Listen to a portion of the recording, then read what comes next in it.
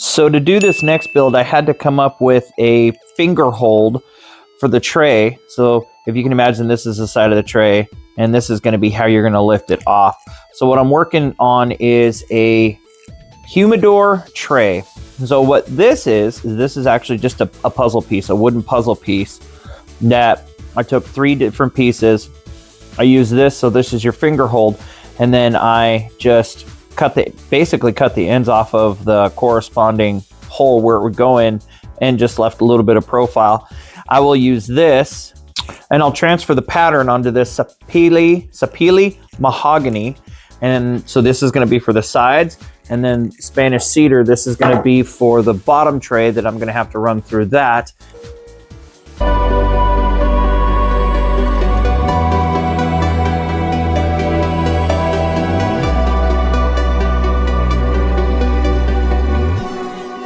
Step into the unknown, 'cause this is where dreams are born. So many passes through the planer, and I went from 1 inch down to about 3/16. So the next step is I got to get this board cut to 1 1/4 inch, because that's all the sides are, and then this will just be inset up 1/8 inch, and then we'll put the bottom in, get all the edges mitered, and get her put together.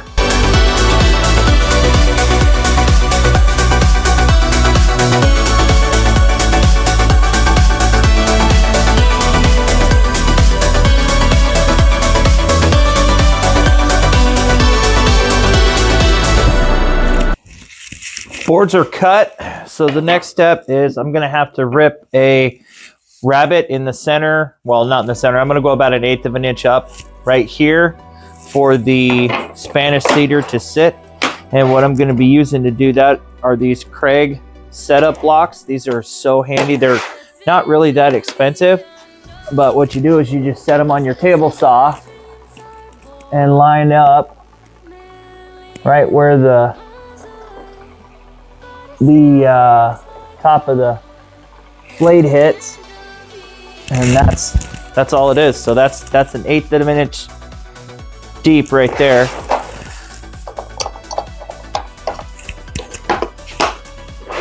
And actually, I'm gonna go 1/8 inch deep, and we're gonna go 1/8 inch over. So now I ripped 2 pieces because I want to have 1 piece as a mess up piece, and then 1 piece as the finished piece. So we'll go ahead and get this ripped real quick. And before I do that, so I use this push block for a lot because I kind of value my fingers. So we'll get this push block set up to where it is just pushing.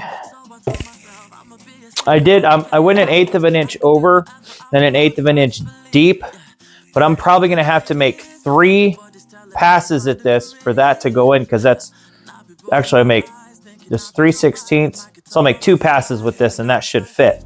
So in theory, let's find out. I wish I could go back and tell myself that life is gonna hit you hard. They say money won't buy you happiness, but being broke really ain't a good time. So all I want is just to get paid, and no, I ain't ashamed of trying to make a way. So it only took 2 passes, and as you can see, that fits nice. It's got a little bit of play, so I can glue it up, and it's not going to be too tight in there that it'll snap this little lip on the bottom. So, all right. Next step is I got to get these 45s mitered. I got to get it all measured up, and we'll go and over to the chop saw for that. It's like I gotta pay to breathe. Why are we romanticizing working 9 to 5 and stifling our dreams? They tell me think about the future, yeah, but what if I don't even make it there? I don't wanna be worrying about that, but that's been where my mind. So off camera, what I did is I clamped this and this, and I ran a tape measure from corner to corner to make sure that this thing is perfectly square. Then it is perfectly square, and the dimensions on this are 12 1/4 left to right, and 8 1/4, or excuse me, 8 1/8 top to bottom. Now I'm gonna have to take the measurements for the bottom Spanish cedar to make sure that it's going to be a little bit wider and a little bit wider there, so it all matches inside. Go and chase the dreams, they never told me that I have to wake up. Somebody tell me where you are. Yeah, I guess it's just the way things are. We need change, but we chase the pounds and pens, yeah. Whoa. So this is the current mock-up. Now, nothing's glued. It's literally just sitting in here. So what I have to do, I still have to make the finger holds. I'm going to do dead center on both. Be on this side. I think it's on this side. I'll have to figure that one out. Either way, so I got to do the finger holds. And then in the center, I have to route 5 holes for the humidity to be able to pass through so the cigars can sit in there. So that'll be the next step, is the routing of the holes. But I've figured a way to do the humidor pass through with the track, and I'm going to do the handheld router. I've got a 3/8 cove bit on there.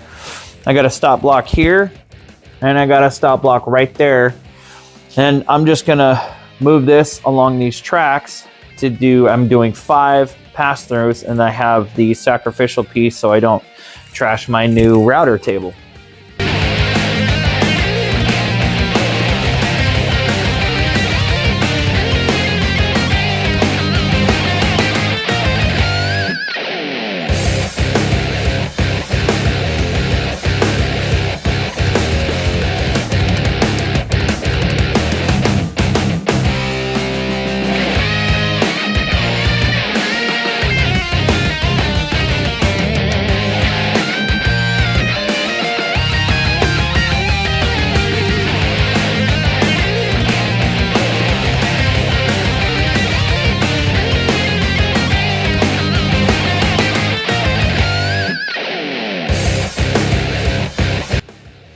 So there it is, all done up, and I am done for the day. I can't do any more until I get that new router bit. So next video will be me creating a template out of a blank and then going and making an actual finger pull.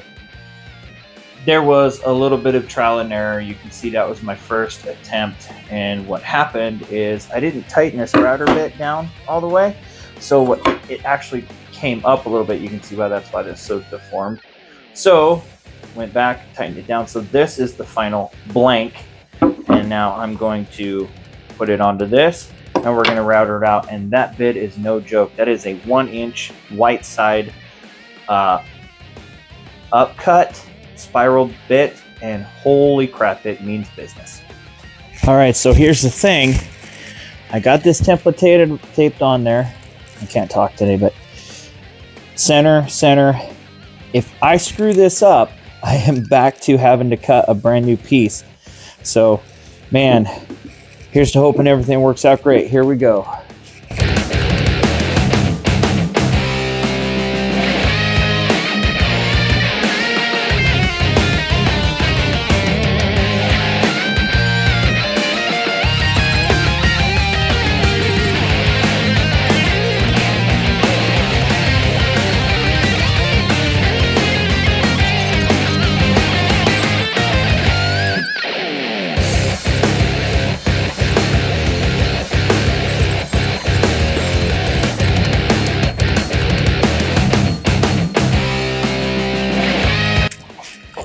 I don't normally swear in my videos, but I will tell you this, that bit, the router in general, scares the shit out of me. You have to be very careful when you're doing that. If you notice, I went back over several times because I kept forgetting which way to go, because if you go the wrong way on the router, it'll grab your piece. So I was really, really careful. Plus I had my fingers pretty close to that bit. I need to get a jig so I don't have to do that in the future, but whew, that was scary. I spared you the boring monotony of sanding, because realistically, who wants to watch anybody sand? So next step is I gotta glue up all my joints. And what I have watched other builders do, and it works great, is painter's tape. Lay them out like this. You put your painter's tape on, glue it, and then when you bring it together, the painter's tape will keep it flush. At least that's the thought process. So we're gonna do that, see how that works out.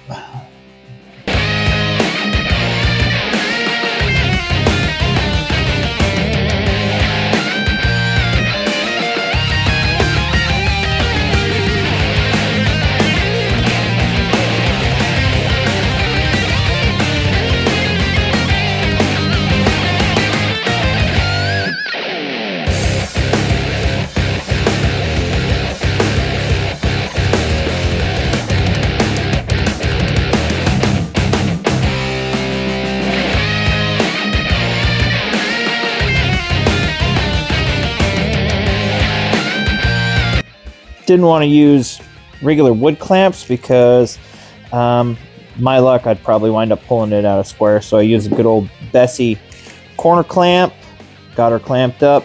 So I just got to let that dry. Once that dries, I'll do a final sand on it and this thing's done.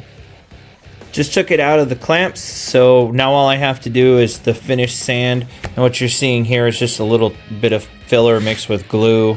I'll sand all that down, and then this guy will be ready for its new home. And there you have it. It's all done. Took it up to 150 grit, so I think it turned out pretty nice. And these are finger holes, or excuse me, finger pulls if you didn't know. So every one of the projects that I've done on this channel, I've never done before. I just got blueprints and I decided, you know what, I'm gonna give it a shot. So I guess the only thing I can say is if you think you can do it, and you'll never know unless you try. So thanks for watching this video, and I'll see you on the next one.